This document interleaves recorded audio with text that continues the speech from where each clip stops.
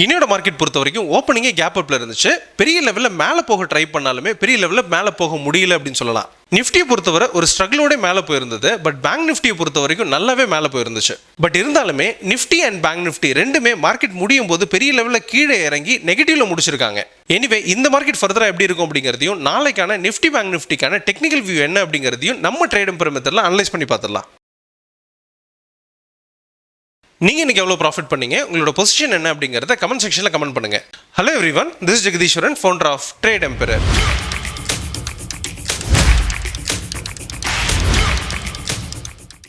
நம்ம ட்ரேட் எம்பரரில் டிசம்பர் மந்த்துக்கான ஒரு நியூ செஷன் ஸ்டார்ட் பண்ணுறோம். இது மார்னிங் அண்ட் ஈவினிங் 2 ஸ்லாட் அவைலபிளாக இருக்குது. இந்த கோர்ஸ் பற்றி தெரிஞ்சுக்கணும்னு நினைக்கிறவங்க ட்ரேட் எம்பரர் காண்டாக்ட் பண்ணுங்கள். இன்னைக்கு நிஃப்டியை பொறுத்தவரை ஓப்பனிங்கே கேப் அப்ல இருந்துச்சு. அது சப்ளை ஜோன் 1க்கு மேலே தான் இருந்ததையும் பார்க்க முடிஞ்சது. அண்ட் பர்டிகுலராக பார்த்தீங்கன்னா ரிஸ்கான ஏரியாக்குள்ளார என்ட்ரான ப்ரைஸ் பார்த்தீங்கன்னா மேலே போக ட்ரை பண்ணுச்சு. ரொம்ப பெரிய தூரம் பார்த்தீங்கன்னா போக முடியல.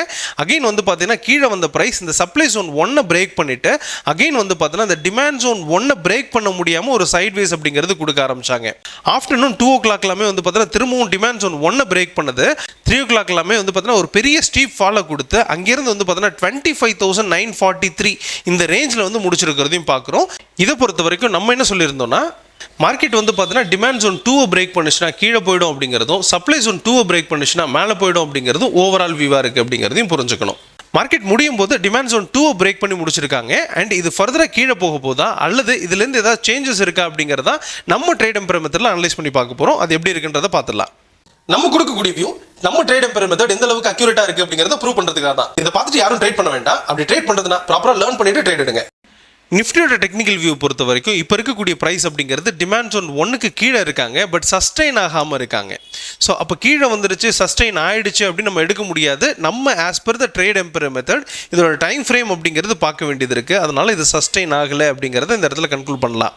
இருந்தாலுமே இதோட ப்ரைஸ் கீழே தான் இருக்குது அப்படிங்கிறதுனால ஓவராலாக நாளைக்கு இதே இடத்துல ஓப்பன் ஆனாலோ அல்லது பார்த்தீங்கன்னா கொஞ்சம் கீழே இறங்கி ஓப்பன் ஆனாலோ டுவர்ட்ஸ் பார்த்தீங்கன்னா டிமாண்ட் ஜோன் 2ஆக இருக்கக்கூடிய 25,750 போய் ரீச் பண்ணோம் அப்படிங்கிறது எக்ஸ்பெக்டேஷனாக இருக்குது. இந்த இடத்துல ஹெவியான டிமாண்ட் இருக்கிறதுனால ப்ரைஸ் இங்கேருந்து மேலே வர்றதுக்கான வாய்ப்பு இருக்குது அப்படிங்கிறது புரிஞ்சுக்கலாம். அதையும் பிரேக் பண்ணுற பட்சத்தில் 25,400 வரைக்கும் போகும் அப்படிங்கிறதையும் எடுத்துக்கலாம்.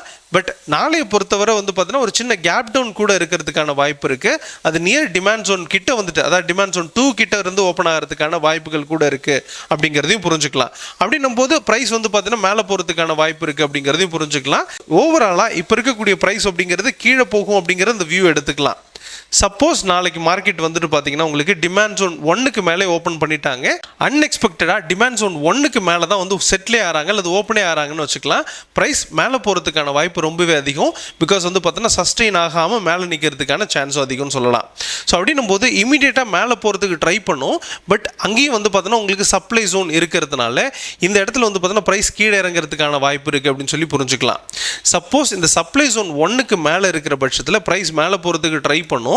அது இமீடியட்டாக பார்த்தீங்கன்னா அடுத்த சப்ளை ஜோனுக்குள்ளார போயிட்டு என்டர் ஆகிடும். இதுவும் பார்த்தீங்கன்னா ரிஸ்கான ஏரியா அப்படிங்கிறதுனால நமக்கு ஆப்பர்ச்சுனிட்டி கிடைக்குமா அப்படின்னு கேட்டோம்னா அது ஒரு கொஸ்டின் மார்க் தான். இந்த 2 இடமும் பார்த்தீங்கன்னா உங்களுக்கு ரிஸ்கான ஏரியா அப்படின்றத புரிஞ்சுக்கலாம். எந்த இடம் போனாலுமே இங்கேருந்து ரிட்டர்ன் ஆகி கீழே இறங்குறதுக்கான வாய்ப்பு இருக்குது அப்படிங்கிறத இந்த இடத்துல புரிஞ்சுக்கிறோம். சப்போஸ் இந்த ப்ரைஸ் பார்த்தீங்கன்னா சப்ளை ஜோன் 2க்கு மேலே இருக்கிற பட்சத்தில் ரொம்பவே ஸ்ட்ராங்காக மாதிரி மேலே போகும். அது ஆல்ரெடி லைஃப் டைம் ஹையை பிரேக் பண்ணி இருக்கக்கூடிய அந்த இடத்தையும் பிரேக் பண்ணி ஃபர்தராக மேலே போகிறதுக்கான வாய்ப்பு அப்படிங்கிறது ரொம்ப அதிகம்னு சொல்லலாம். பட் அது நடக்கிறதுக்கான வாய்ப்பு ரொம்ப கம்மியாக இருக்குது இந்த ஸ்டேஜ் பொறுத்த வரைக்கும். ஏன்னா நிறைய சப்ளை ஜோன்ஸ் இருக்கிறதுனால அதெல்லாம் பிரேக் பண்ணுமா அப்படிங்கிறது ஒரு கொஸ்டினாக இருக்குன்னு சொல்லலாம். ஸோ ஓவராலாக ப்ரைஸ் பார்த்தீங்கன்னா ஒரு சின்னதாக மேலே போயிட்டு கீழே வருதா அல்லது பார்த்தீங்கன்னா உங்களுக்கு இங்கேருந்தே கீழே வருதா அப்படிங்கிறத இந்த இடத்துல புரிஞ்சிக்க வேண்டிய விஷயமா இருக்குது. டுவர்ட்ஸ் பார்த்தீங்கன்னா அது டிமாண்ட் ஜோன் 2 நோக்கி போகிறதுக்கான வாய்ப்பு அப்படிங்கிறது ரொம்பவே அதிகம்னு புரிஞ்சுக்கலாம். மேலே போகணுன்னா சப்ளை ஜோன் 2க்கு மேலே இருந்தால் மட்டும்தான் ஸ்ட்ராங்காக மேலே போகும் அப்படிங்கிறதுனால இந்த இடங்களில் பெரிய லெவலில் நம்மளால ஆப்பர்ச்சுனிட்டி எடுத்து நம்ம ட்ரேட் எடுக்க முடியாது அப்படிங்கிறதையும் புரிஞ்சுக்கலாம். இன்னைக்கு பேங்க் நிஃப்டியை பொறுத்தவரை ஓப்பனிங்கே கேப் அப்ல இருந்துச்சு. அது சப்ளை ஜோன் 1க்கு மேலே தான் இருந்தாங்க. அதுக்கு மேலே இருந்தாலே ப்ரைஸ் பார்த்தீங்கன்னா சப்ளை ஜோன் 2 வரைக்கும் போகணும். எக்ஸாக்டாக பார்த்தீங்கன்னா அதுக்கு மேலே அந்த ப்ரைஸ் சப்ளை ஜோன் 2 வரைக்கும் போயிட்டு அதையும் பிரேக் பண்ணதை பார்க்க முடிஞ்சுது. பட் அதுக்கு மேலே சப்ளை ஜோன் 2க்கு மேலே இருந்தால் ரெசிஸ்டன்ஸ் 1 வரைக்கும் போகணும்னு எதிர்பார்த்தோம். அதுக்கு மேலே போன ப்ரைஸ் பார்த்தீங்கன்னா உங்களுக்கு கிளியராக 59,300 வரைக்கும் போனது.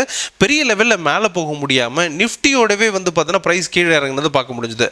பட் நிஃப்டியை கம்பேர் பண்ணும்போது பேங்க் நிஃப்டி ரொம்பவே ஸ்ட்ராங்காக இருந்ததை பார்க்க முடியும். முடிஞ்சது. பட் இருந்தாலுமே நிஃப்டி இறங்குனதுனால அதே மாதிரி அந்த சப்ளை ஜோனை பிரேக் பண்ணி சப்ளை ஜோன் 2 பிரேக் பண்ணிட்டு அங்கிருந்து வந்த பிரைஸ் வந்து பார்த்தீங்கன்னா ஒரு 3 o'clock எல்லாமே பெருசாக ஸ்டீப்பாக கீழே விழுந்து supply zone 1 and demand zone 1 and demand zone 2க்கு கரெக்டாக வந்து பார்த்தீங்கன்னா முடிச்சிருக்கிறதையும் பார்க்குறோம். டிமாண்ட் ஜோன் 2க்கு கீழே தான் வீக் அப்படின்றத எதிர்பார்த்துருந்தோம், அந்த இடத்துல முடிச்சிருக்கிறதையும் பார்க்குறோம். எனிவே இதை பொறுத்த வரைக்கும் நம்ம என்ன சொல்லியிருந்தோம்னா ப்ளே ஜோன் 1க்கு மேலே, அதாவது 58,913 இதுக்கு மேலே சஸ்டெயின் ஆயிடுச்சுன்னா ப்ரைஸ் மேலே போகிறதுக்கான வாய்ப்பு இருக்குது அப்படின்னு எடுத்துக்கலாம். பட் இது வந்து பார்த்தீங்கன்னா ஒரு டெம்பரவரி தான். ஆனால் ரொம்பவே ஸ்ட்ராங் ஆகணும்னா இது வந்து சப்ளை ஜோன் 2வாக இருக்கக்கூடிய 59,150க்கு மேலே இருந்தால் மட்டும்தான் கொஞ்சம் ஸ்ட்ராங்காகவே மேலே போயிடுது. Up to 59,450. ஸோ இது ஃபர்தராக எப்படி இருக்கும் அப்படிங்கிறத நம்ம ட்ரேட் எம்பரர் மெத்தடில் அனலைஸ் பண்ணி பார்த்துடலாம். பேங்க் நிஃப்டியோட டெக்னிக்கல் வியூ பொறுத்த வரைக்கும் இப்போ இருக்கக்கூடிய இடம் அப்படிங்கிறது பர்ஃபெக்டாக டிமாண்ட் ஜோன் அப்படின்னு சொல்லலாம். இதோட ப்ரைஸ் வந்து பார்த்தீங்கன்னா ஃபர்தராக மேலே போகிறதுக்கு வாய்ப்பு இருக்குது அப்படின்னாலுமே இது சப்ளை ஜோன் 3க்கு மேலே இருந்தால் தான் உங்களுக்கு ஸ்ட்ராங்காக ஆகும் அப்படின்னு சொல்லி புரிஞ்சுக்கலாம். அதாவது ரீசெண்டாக போன ஹை இருக்கு இல்லையா 59,442 இதுக்கு மேலே இருந்தால் மட்டும்தான் ரொம்பவே ஸ்ட்ராங் அப்படின்னு சொல்லலாம். அது வரைக்கும் மார்க்கெட் வந்து பார்த்தீங்கன்னா கொஞ்சம் வீக்காக இருக்குது அப்படின்றத புரிஞ்சுக்கலாம்.